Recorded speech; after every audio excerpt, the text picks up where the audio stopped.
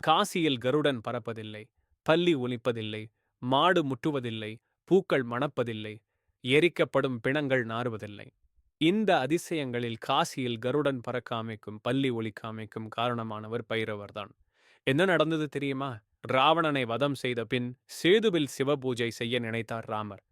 காசிக்குச் சென்று சுயம்பு லிங்கத்தை கொண்டு வருமாறு சொன்னார். அங்கு எங்கு பார்த்தாலும் சிவலிங்கங்கள் இருந்தன.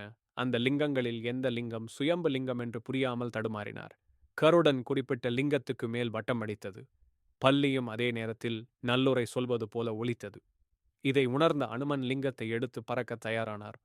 காசியின் பாதுகாப்பு பைரவர் கட்டுப்பாட்டில் இருந்ததால் அனுமனுக்கும் பைரவருக்கும் இடையே போர் மூண்டது. தேவர்களின் வேண்டுகோளுக்கு இணங்கி லிங்கத்தை கொண்டு செல்ல விட்டார். அனுமனுக்கு துணை புரிந்த கருடன் இனிமேல் காசி நகர எல்லைக்குள் பறக்கக்கூடாது என்றும் காசியில் பல்லிகள் இருந்தாலும் அவை ஒலிக்கக்கூடாது என்றும் கட்டளையிட்டார் பைரவர்.